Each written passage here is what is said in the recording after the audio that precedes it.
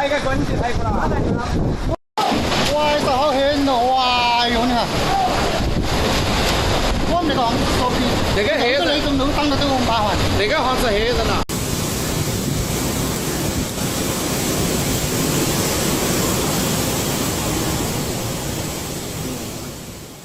Super Typhoon Ragasa, one of the strongest storms in the 2025 Pacific typhoon season, made landfall in southern China on the evening of September 23rd. The typhoon brought sustained winds of up to 220 km/h with even stronger gusts. Before hitting China, Ragasa had already caused severe damage in Taiwan, Hong Kong, Macau, and northern Philippines, triggering floods, human casualties, and mass evacuations.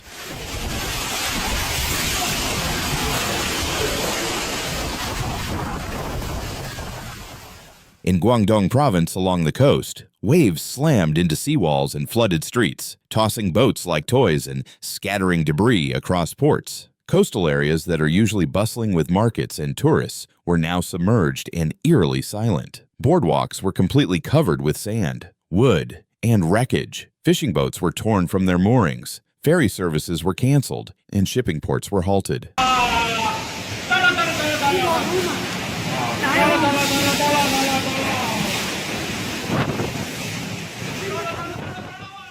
The storm tore down power lines in multiple districts, leaving entire neighborhoods without electricity. Substations exploded in the rain, and emergency teams struggled to respond quickly. Urban areas were paralyzed, forcing businesses and hospitals to rely on backup generators. Transportation systems were halted. Highways were blocked by fallen trees and landslides, while train services were suspended due to flooded tracks and damaged signals. Hundreds of flights were canceled or rerouted, leaving airports packed with stranded passengers and luggage.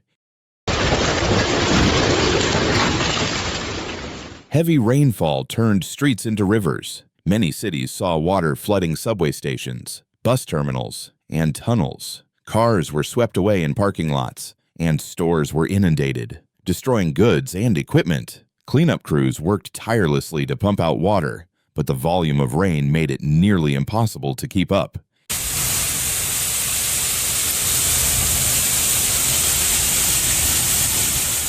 In mountain towns, hillsides gave way to landslides. Roads were buried, cutting off villages from nearby cities. Farmers watched rice fields submerged in mud, crops destroyed, and fears of short-term food shortages rising. Rural roads were washed out, preventing trucks and relief convoys from reaching affected communities.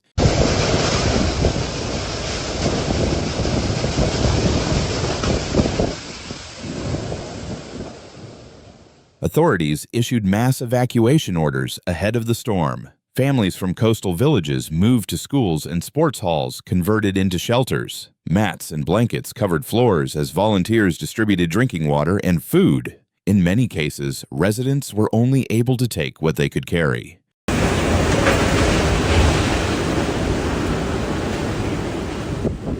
Industrial zones were not spared. Factories had to halt production as machinery stopped working on flooded floors. Some companies rushed to move sensitive equipment to higher ground, while warehouses stacked goods above the flood level in a race against rising waters.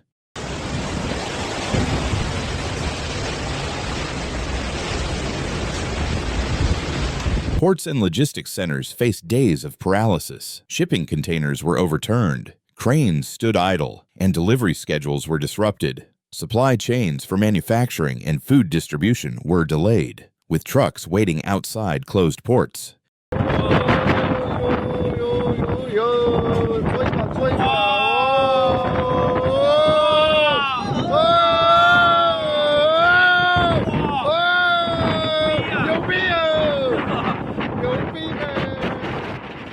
Economic losses were already being calculated. Power outages forced assembly lines to stop, costing industries time and money. Flooded farmland meant reduced crop yields, while insurance companies prepared for a wave of claims from households, ports, and factories.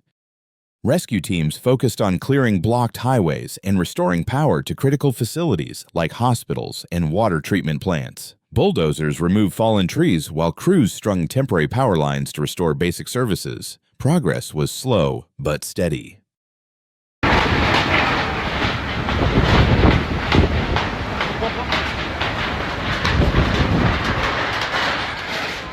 Flooded neighborhoods remain dangerous. Debris and wreckage floated on the water, and some roads were cracked or destroyed. Local authorities advised residents not to return until buildings were inspected and public services restored.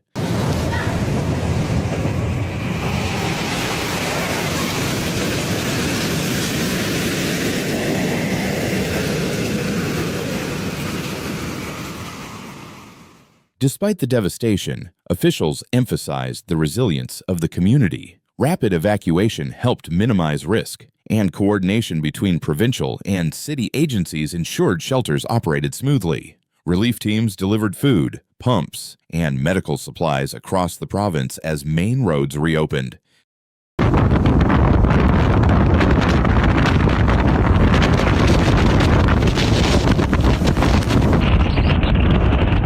Communities in southern China now face weeks of rebuilding. Families are returning to damaged homes, businesses are assessing losses, and city streets are gradually reopening.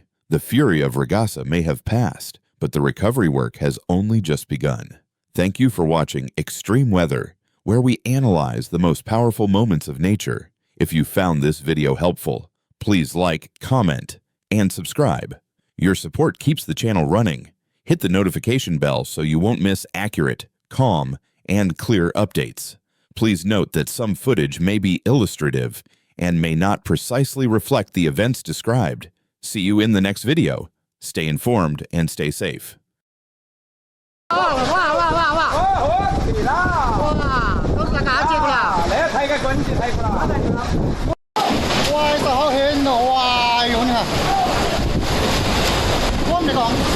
Để cái hệ lấy trong núi tăng nó cũng ba hoàn. Để cái họ sẽ hệ rồi nào.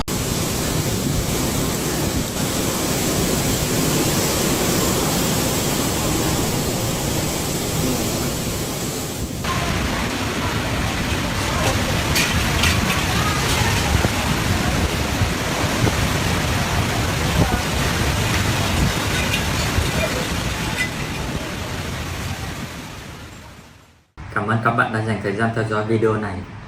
Những thảm họa thiên nhiên không chỉ là những con số, những hình ảnh thoáng qua, mà là nỗi đau và mất mát của hàng triệu con người trên khắp thế giới.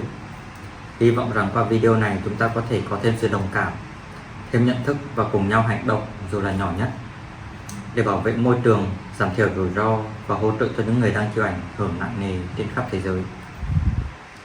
Nếu bạn thấy nội dung này hữu ích, đừng quên chia sẻ để lan tỏa thông điệp nhân văn này. Một lần nữa xin chân thành cảm ơn và hẹn gặp lại trong những video tiếp theo.